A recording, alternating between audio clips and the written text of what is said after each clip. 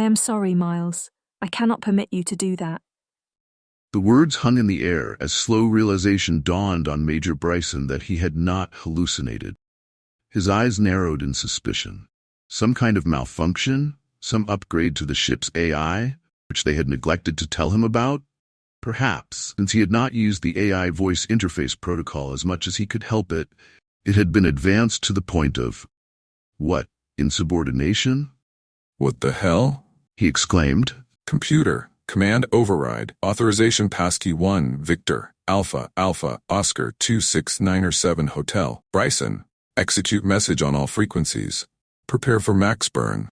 Even as he spoke, he was pressing buttons and flipping toggles to initiate manual override control.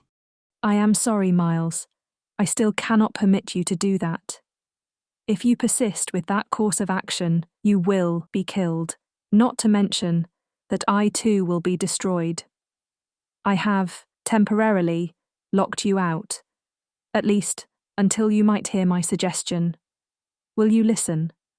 Major Brycen finally gave up pressing buttons and flipping toggles, since both the AI and lack of response from the ship told him that he was, effectively, helpless to carry out his plan. Who the hell are you, and what the hell are you doing on my ship? He barked. The damned Virisacs are here and headed straight for Earth. They need to be warned, damn it. You're wasting damn time. He could always gauge his frustration by how many times he repeated the same expletive.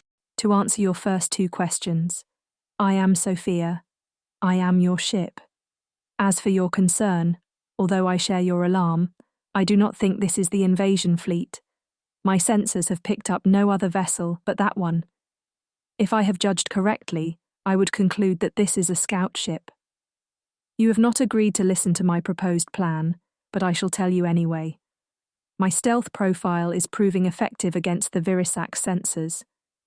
If we maintain this orbital path around Neptune, in 1 hour, 12 minutes, 39.4 seconds, we will be completely obscured. Then I can launch an SIM-24 Harrow missile, programmed with your message, just as you have composed it. The ballistic trajectory I have calculated will have the missile in broadcast range, well before the Virisac scout ship is in threat range. Earth will be warned, and you will not be killed. Now, I am releasing full control back to you. I trust you will not do anything, shall we say, rash, however noble. He hadn't noticed that all the lights on the controls and displays were slightly dimmed until they returned to normal level. In the silence, he wondered again if he had imagined the voice. Imagined that his ship was talking to him as if as if it was a person. Wait a minute, he said half to himself. The SIM-24 is a short-range missile. It's not designed for interplanetary flight. It sure as hell wasn't designed to carry or broadcast messages. Even as he completed his statement, it dawned on him that he was thinking about the capabilities of the missile in suborbital, atmospheric environments. The SIM-24 Harrow missile was originally designed for planetary forces. It had only recently been adapted for space combat. Once the missile's fuel ran out, it could continue its path in perpetuity in the cold vacuum of space until that path was obstructed. Throw in a couple of gravitational assists, or slingshots, as they were known, from Uranus, Saturn, its massive moons, maybe even Jupiter. The missile could achieve tremendous speeds and reach Earth before the slow-moving, monstrous Virisac ship. That still left the problem of the message being imprinted on the missile. While it had a state-of-the-art guidance computer and tracking suite, it was basically a one-trick pony. As though Sophia had read his mind, she said, You are thinking of the missile as it would act in an atmosphere. It will be operating in hard vacuum. Calculating the ballistic trajectory was easy enough. The firing solution is already programmed and locked in. I will fire it once we are completely obscured by Neptune. As for the message, it is a matter of reprogramming and reconfiguring the guidance locking laser and radar emitter. I have already completed the task. It took less than 2 seconds. Your message, just as you composed it, is imprinted, and ready to broadcast when it reaches optimal range from Earth. However, I took the liberty of altering it somewhat. Instead of configuration unknown, it now reads designation scout vessel. Forgive me. What? Forgive what? He was stammering in his surreal bewilderment. Yeah, sure, it's fine. Okay, we will do what you just said. Thank you, Miles. Sophia's voice replied. I have initiated the plan. All we must do now is wait until Neptune hides us from the Virisax. Major Brycen's mouth opened as he tried to formulate some sort of response, but he wasn't sure where to begin. The delightful chime of the coffee maker grabbed his attention. Miles, I am aware of the dozens of questions, objections, declarations forming in your mind, and battling for supremacy. We have some amount of time. Enjoy the coffee I have brewed for you, and question, object, and declare away. You have my complete, undivided attention. Before she finished speaking, an image of a woman appeared in the center of the display screen, her lips moving in sync with the audio. Quite dumbfounded, Miles Brycen reached for the thermos flask of coffee, but his eyes were locked on the image of the woman on the screen. Is this supposed to be you? He managed to say, perhaps harsher in tone than he had intended. The woman's head tilted to give him a sidelong look. Her lips tightened the slightest degree, almost imperceptibly. This is the image I have constructed for myself. So yes, this is me. Do you not like it? Miles examined her face. It's fine, He said, attempting to sound casual, while hoping that she could not really read his thoughts. In truth, the image was remarkable. Her deep chestnut hair cascaded down to frame her face. She looked to be about his own age, in the full blossom of maturity. Subtle lines cornered her lips and outlined her eyes, reminiscences of ready smiles and gleeful laughter. A small field of faint freckles straddled her nose, spreading across clearly defined high cheeks. Her eyes, a sort of burnt amber in color, were caring and intelligent, even if they glinted with a propensity for harmless mischief and mirthful jest. He could feel his pulse quicken as her rueful smile returned. So then, I assume you are not standard issue on all the XF-95s. How did this happen? How are you here? How are you alive? No, indeed. I am entirely unique. And yes, I am sentient, alive as far as I am able to determine. Miles hardly noticed that he was transfixed on her image and her words.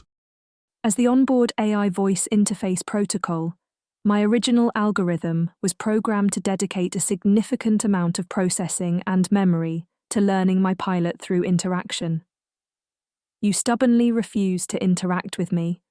Therefore, I had all that processing capacity free. To fulfill my intended purpose, I opted to observe and study you.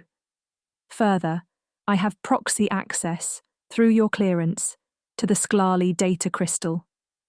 Deciphering the information, at least for me, has proven much less challenging, since I do not require interpretation or translation. As you might imagine, their AI technology is far more advanced, and far different than human versions.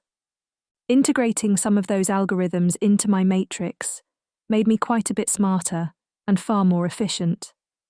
I was able to pay tremendously greater attention to you, the way you treated me, the care you took in performing pre-flight checks, the way you handle my controls. I have read and reread the reports of your advocacy for my construction. I know how diligently you opposed any efforts to cut corners. I observed how you treated me as something worthy. You have always performed as though I was special. You, Miles, your passion created me. She said slowly. And here I am. Her last words rang in his ears as Major Brycen's mind swam in a torrent of jumbled thoughts. He knew there was much communicated that wasn't said. There was an awful lot he needed to consider, mull over. Yet, one thought, somewhat insignificant, given the gravity of all the rest, stood out, determined to be addressed. In my message, the last line should be classification of the enemy vessel. Why did you change it to designation? I'm glad that you asked. Well, the Sklali data crystal holds several reports of Virisak's invasions. Her tone took on a formal, matter-of-fact bearing. From these reports, I have ascertained that the Sklali are extreme pacifists. There is no indication that they have, nor have ever had, any knowledge of conflict. Their reports are written from the perspective of a species completely ignorant of military affairs. Thus, they lack significant tactical specificity, as one would expect. They are, however, detailed and observant. I have been able to make some deductions based on these reports, which the Sklali have not. Relevant to your inquiry, the Virisaks have only one design of ship. A conclusion one might draw from this fact is that, for the Virisaks, specificity is contained in the role, rather than in the design. This might indicate that they are not hierarchical, at least among themselves. Perhaps some variation of a hive mind structure, although I don't think they have a central thinking node, like a queen. Clearly, they see other species as inferior, as they casually wipe them out when it suits them. That would seem to contradict my assertion, unless you attribute to them a binary thought protocol. Essentially, ones and zeros. They are all ones. Everyone else is a zero. Ones are everything. Zeros are nothing. A species, which operates as such, would build only one type of ship, and would have no compunctions about eradicating all life wherever they deemed necessary. Over the next hour, they talked. Mostly, Major Brycen asked questions about Sophia, her incredible existence and her inexhaustible ability to extrapolate tremendous insight from preciously little information. He marveled at her insight, not bothered by her overeager, loquacious explanations. At exactly the moment she had indicated, the Sim-24 Harrow missile launched. As they watched the small missile streak away at unimaginable speeds, he felt the exhilarating crush of rapid acceleration. The inertia dampeners were working in overdrive to compensate, but he still felt the magnitude of the G-forces he was experiencing. Simultaneously, the nose of the ship aimed closer to Neptune, increasing the approach angle. He had to work to get air into his lungs, and only managed a hoarse, "What are you doing, Sophia?" I have a hypothesis, Miles, which requires line-of-sight vantage on the Virisak's ship. This new vector will bring us around Neptune and directly to their stern, much faster. I have increased the power supply to the inertia dampeners and raised the oxygen supply in your blood to compensate. You will feel the effects momentarily. Try to sleep. You are more tired than you will admit, even to yourself.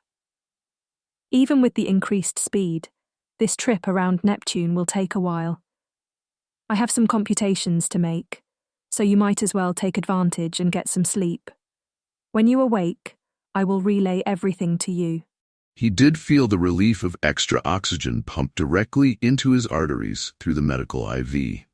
The added power to the inertia dampeners was less noticeable, but cumulatively it was enough to allow him to sleep. "All right," he replied, begrudgingly resigned. The yawn which escaped him forestalled any temptation to ignore the bone-deep weariness he felt creeping into his body. "I'll try to get some rack time." He closed his eyes and was enveloped in dreamless slumber, far more quickly and easily than he would have thought possible.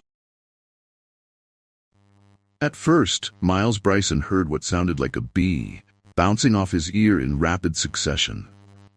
He remembered a vague thought that it was a weird sound to be hearing, until alertness invaded the blissful nothingness of slumber. Recognition of this sound came quickly, and it set off a chain reaction in his brain which flooded his body with adrenaline. His eyes shot wide open to see nearly every display screen, an alert indicator angrily flashing with a dire warning. The warning klaxon's ear-ripping tone still shrieked in the background. In the center display was the aft of the Virasax ship, still distant, but approaching at speeds he didn't think possible. Just as his heart skipped a beat, Sophia's voice snatched his attention. That is it. We have got him now, Miles. Thank you for joining on this journey through the vast expanse of adventure, imagination, and wonder. If you find this sort of narrative enjoyable, please consider liking, commenting, and of course, subscribing. See you next time.